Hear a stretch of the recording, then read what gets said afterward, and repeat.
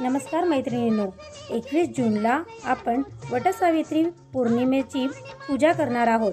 त्यासाठी नवीन साडी, दागिने किंवा अनेक वस्तूंची आपण आत्तापासूनच तयारी करत असणार। पण वटसावित्री पूजेसाठी सगळ्यात आवश्यक आणि महत्त्वाच्या गोष्टीची तयारी तुम्ही केली का?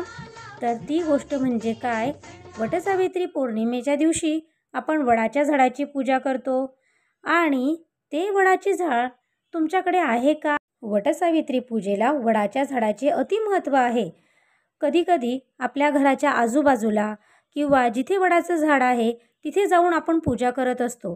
पण बऱ्याच वेळेस काही जणी परदेशात राहत असतात किंवा काही जणांकडे वडाचे झाड उपलब्ध नसते। अशा वेळेस ते वडाच्या झाडाचे चित्र काढतात किंवा रांगोळी काढून त्याची पूजा करतात, किंवा जर वडाचं झाड नसेल तर मार्केटमधून वडाच्या झाडाची फांदी आणून तिची पूजा केली जाते। पण हे योग्य आहे का? तर नाही।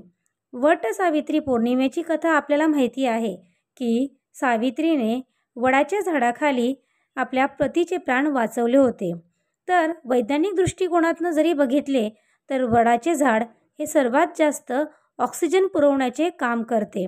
आपण कोरोनामध्ये बघितलं की ऑक्सिजनची किती गरज आहे माणसाला, आणि ऑक्सिजन उपलब्ध नसल्यामुळे काय हाल होत असतात। तर झाड हे जे आहे हे पर्यावरणामध्ये ऑक्सिजन देण्याचं काम करतात, आणि वर्षातून येणाऱ्या एका दिवशी येणाऱ्या ह्या वटसावित्रीच्या दिवशी आपण या झाडाची पूजा करून कृतज्ञता व्यक्त करत असतो। आणि जर आपल्याकडे हे झाड नसेल तर आपण रांगोळी काढून किंवा त्याच्या चित्राचे पूजन केले तर हे योग्य वाटेल का? नाही ना।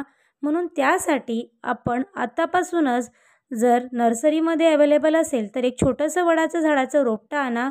ते शक्य नसल्यास वडाचे झाड जर तुमच्याकडे नसेल तर कोणत्याही झाडाची तुम्ही या दिवशी पूजा केली तरी चालेल असे सांगितले जाते। आणि जर समजा तुम्हाला चित्राची पूजा करायची असेल तर त्याच्यासोबत तुम्ही एक दुसरं कुठलंही झाड घ्या आणि चित्राची पूजा करा तरी चालेल।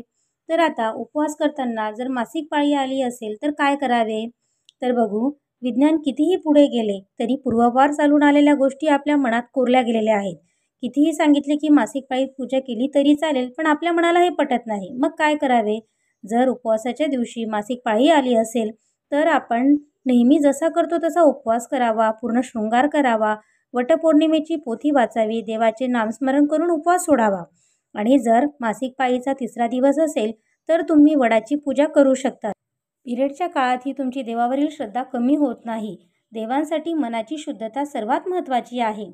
जर या काळात सुतक असेल तर तुम्ही उपवास कसा करावा? तर आपण जसा करतो तसा नेहमी उपवास करावा। पोथी जर वाचता येत असेल तर वाचावी किंवा ऐकावी, आणि संध्याकाळी उपवास सोडला तरीही चालेल। तसेच गर्भवती स्त्रियांनी पूजा कशी करावी? जर प्रेग्नन्सी नॉर्मल असेल म्हणजे कोणताच त्रास होत नसेल तर तुम्ही प्रेग्नन्सीमध्ये सुद्धा पूजा करू शकतात। पण पूर्ण दिवस उपवाशी किंवा निर्जल उपवास करायचा नाही। आपल्या बाळाचीही काळजी घ्यायची, व्यवस्थित फलाहार घ्यावा आणि संध्याकाळी उपवास सोडावा। अशा पद्धतीने तुम्ही पिरियड्समध्ये जर सुतक असेल त्यावेळेस आणि गर्भवती असताना सुद्धा वटपौर्णिमेचा उपवास करू शकतात। आता तुमच्या मनात प्रश्न येणार, हा उपवास तर केला पण कधी सोडावा? तर प्रत्येक ठिकाणी ही पद्धत वेगवेगळी असते। काही स्त्रिया संध्याकाळी उपवास सोडतात तर काही दुसऱ्या दिवशी सोडतात। वटपौर्णिमेच्या उपवासाच्या दिवशी आपण फराळ कसा करावा? तर पौर्णिमेच्या दिवशी शक्य असेल तर फलाहाराकडे लक्ष द्यावे, दूध किंवा फळं या दिवशी घ्यावी। जर तुम्हाला शक्य असेल तर तुम्ही संध्याकाळी उपवास सोडावा किंवा दुसऱ्या दिवशी देवाला नैवेद्य दाखवून सुद्धा उपवास सोडू शकता। असेच व्हिडिओ बघण्यासाठी चॅनलला लाईक, शेअर, सबस्क्राईब करून कमेंट करायला विसरू नका। धन्यवाद।